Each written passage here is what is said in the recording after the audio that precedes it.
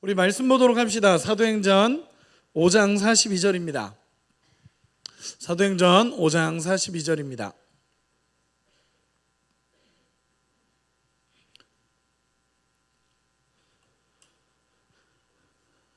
우리 한 절이니까 크게 우리 같이 한번 읽도록 하겠습니다. 시작. 그들이 날마다 성전에 있든지 집에 있든지 예수는 그리스도라고 가르치기와 전도하기를 그치지 아니하니라. 아멘. 아멘. 오늘은 생명이 생명을 낳고라는 제목으로 여러분과 말씀을 짧게 나누도록 하겠습니다. 여러분, 선교 보고 예배 드리면서 참 감사가 있지 않으신가요? 아멘. 저는 연극도 우리 워십도 간증하시는 분들도 또 대표기도 한 친구도 다 보면서 참 은혜가 있구나라는 생각이 드는 것 같아요. 참 은혜가 있구나, 이 친구들 안에 생명이 있구나라는 생각이 참 많이 들어서 감사가 됩니다. 여러분, 우리가 선교를 이제 오늘로 선교 보고로 2024년도 선교를 마무리하게 되는데, 여러분들에게 한번 이렇게 질문해 보고 싶습니다. 여러분, 선교에 있어서 가장 중요한 게 뭘까요? 선교에 있어서 가장 중요한 게 뭘까요? 질문하는 겁니다. 네, 여러분 대답해 주셔도 됩니다. 선교에 있어서 가장 중요한 게 뭘까요? 하나님. 좋습니다. 그렇죠. 보통 모든 대답에 하나님, 예수님, 십자가 이런 거 나오면 거의 정답이에요.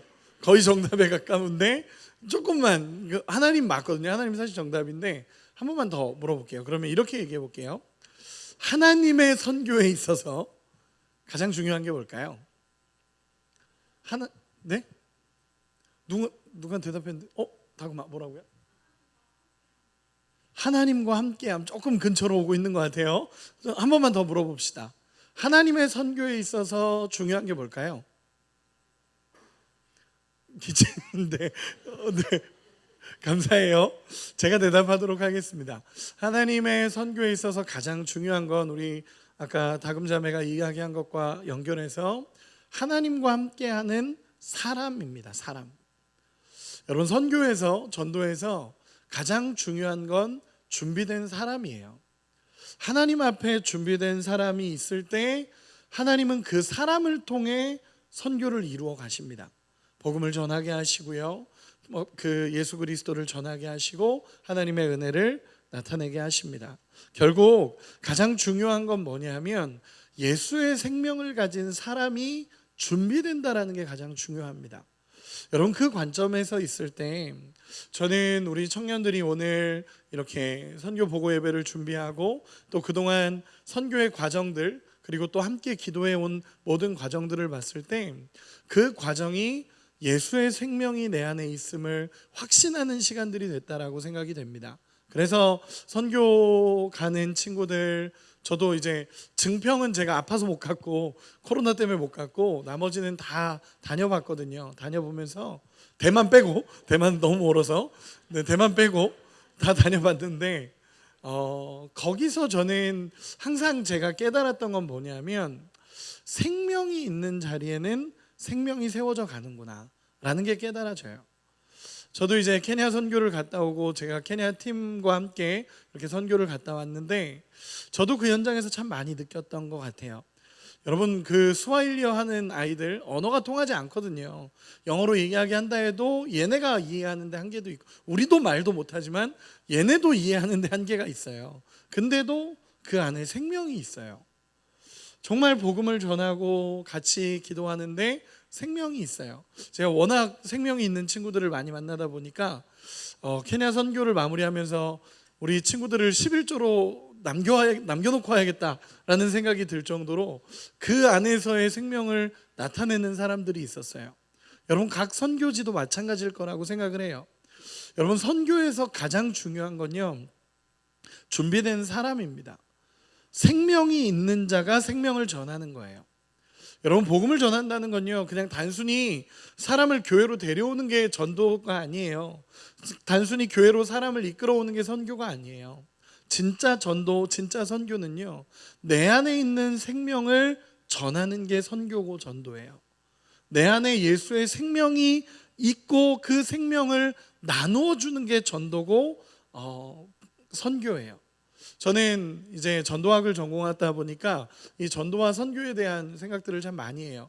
여러분, 전할 전자 길도자를 쓰거든요. 그래서 전도라는 건요, 길 되신 예수 그리스도를 전해주는 게 전도예요. 여러분, 최초의 선교가 일어나는 곳이 어디냐라고 물어본다면, 물론 구약에도 나타나겠지만 처음으로 예수 그리스도가 전해지는 현장은 초대교회였어요. 초대교회에서 복음이 전해지기 시작했습니다. 여러분, 초대교회라는 것은 예수께서 부활하시고 예수께서 40일 동안 이 땅에 계시다가 떠나시면서 성령이 오시고 세워진 곳이 초대교회거든요. 그때부터 복음이 전해지기 시작해요. 그런데 여러분, 잘 생각해 보세요. 이 시대를 보면서 전도가 안 된다, 선교가 안 된다라는 이야기 여러분 참 많이 듣지 않나요? 교회를 보면은 야, 전도하기 참 힘든 시대야, 선교하기 참 힘든 시대야 라고 얘기하잖아요. 여러분들에게 물어볼게요. 전도하기 쉬웠던 시대가 있었나요? 여러분, 선교하기 쉬웠던 시대가 있었나요? 없었어요. 항상 어려웠어요. 저는 그 중에서 가장 어려운 시기가 언제냐라고 얘기하면 우리 성경이 쓰여진 시대, 그 초대교회 시대가 가장 복음 전하기 어려웠던 시대라고 생각해요. 왜냐하면요, 예수 전하면 죽었어요. 잡아서 고문당하고 고통당하다가 결국 예수 믿는다고 고백하면 죽고, 내가 예수를 전하면 그 전한 사람 나만 죽는 게 아니라 복음을 들은 사람까지도 죽음의 위험에 처하게 되는 그런 상황들이었어요. 여러분, 초대교회는요, 성경이 완전히 나오지도 않았어요. 구약만 있을 때였고요, 건물이 제대로 갖춰지지도 않았어요. 그리고 신학이 제대로 세워진 것도 아니었어요. 그런데 가장 위대한 복음 전도가 일어났고 가장 위대한 선교가 일어났던 곳이 초대교회예요. 여러분, 왜요? 생명이 있어서 그래요. 예수가 내 안에 계신다라는 이 성령의 역사가 내 안에 너무 확실하니까, 이 불타는 하나님의 마음, 예수가 생명이고 예수가 은혜고 예수가 그리스도라는 게 깨달아지니까 내 생명을 걸고 예수를 전했던 시대가 초대교회 시대예요. 여러분, 한 번만 물어봅시다. 이건 여러분 한번 대답해 주세요. 부탁드릴게요. 손만 들어주시면 돼요. 기다 아니다가 아니라 맞다 아니다로 손만 들어주시면 돼요. 여러분, 물어볼게요. 만약에 우리 청년부에서 예수 믿으면 매 맞고 잡혀가고 죽는다고 한다면, 여러분, 그럼에도 불구하고 나는 예수를 믿겠다, 매 맞고 잡혀가고 죽을 수도 있어요. 여러분, 이 예배 자리에 이렇게 있는데 갑자기 막 나쁜 사람들이 쳐들어와서 여러분을 막 너 예수 믿지? 그러고는 잡아간다고 생각해 보세요. 나는 매 맞고 죽고 끌려간다 하더라도 나는 예수님을 믿겠다. 손 들어보세요. 네, 내릴게요. 그럴 수 있어요, 여러분. 그럴 수 있어요. 한 번만 더 물어볼게요. 든 사람 중에 한 번만 더 물어보겠습니다. 그래요, 나는 예수 믿어도 되는데, 들지 않는 사람도 한번 들어보세요. 내가 예수 믿는 거 괜찮다, 그거는 괜찮아요. 근데 다른 사람에게 전하면 매 맞고 잡혀가고 죽는다고 해봅시다.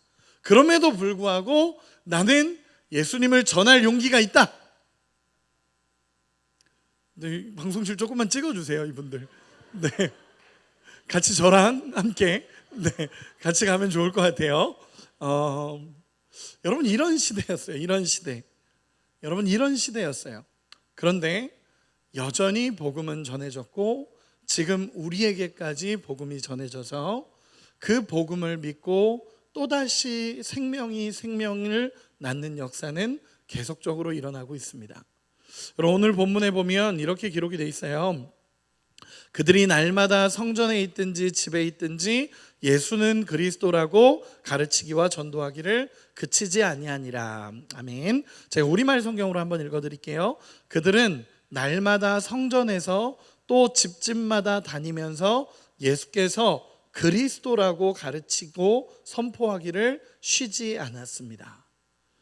여러분, 초대교회 복음의 방법, 복음 전도의 방법은 딱 하나였습니다. 그게 뭐냐 하면 집집마다 다니면서 사실 예수가 그리스도였습니다 라고 전하는 거예요. 다른 어떤 게 아니었어요. 고구마 전도 이런 게 아니라 그런 표현들도 있죠. 뭐 고구마 전도, 뭐 만두 전도도 있었더라고요. 뭐 이런 전도들 막 이렇게 있어요. 익을 때까지 기다렸다가 꺼내오는 그런 전도들도 있는데, 여러분 초대교회 전도 방법이 뭐냐라고 얘기하면 딱 하나였어요. 예수가 그리스도입니다. 우리가 죽인 예수가 그리스도입니다. 우리가 기다렸던 그리스도가 예수님이십니다. 우리가 십자가에 못 박혔던 그가, 못 박았던 그가 사실 메시아였습니다. 여러분, 예수가 그리스도입니다. 이게 핵심입니다. 여러분들도 다른 걸 신앙하는 게 아니에요. 우리의 신앙생활은 다른 걸 하는 게 아니라 딱 하나예요. 그게 뭐냐면 예수가 그리스도입니다. 여러분, 그리스도라는 건 뭐냐면요, 메시아라는 거예요. 기름 부음 받은 자, 크리스토스라고 해서 기름 부음 받은 자거든요. 그럼 뭐냐면 그가 구원자입니다.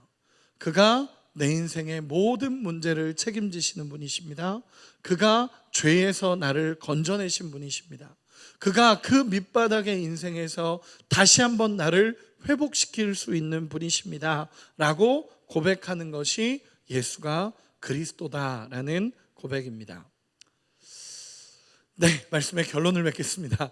오늘 말씀의 결론을 맺겠습니다. 네, 말씀의 결론을 맺겠습니다. 반주 부탁드려요.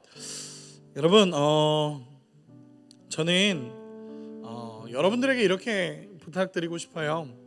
내 안에 예수가 그리스도라는 확신이 있고 예수가 생명이라는 확신이 있으면 그 생명대로 살아가다 보면 이 생명은 다른 사람에게 전해지게 됩니다. 여러분, 다른 걸 전하라고 얘기하는 게 아니에요. 딱 하나, 예수가 그리스도입니다 라고 전하는 거예요. 우리 옆 사람 보면서 한 번만 연습합시다. 예수가 그리스도입니다. 우리 아까 주은이 엄청 당당하게 했던 것처럼, 우리 마지막 그렇게 주은이 당당하게 한 것처럼 우리 옆 사람에게 크게 한 번만 이렇게 얘기해 주세요. 예수가 그리스도입니다. 아멘. 그분이 그리스도이시고 생명이십니다. 생명을 가진 자가 생명을 전하는 게 선교와 복음 전도의 원칙입니다. 내 안에 생명을 가진, 정말 생명을 가지고 그 은혜를 가지고 살아가는 여러분이 되시기를 예수님의 이름으로 축원합니다.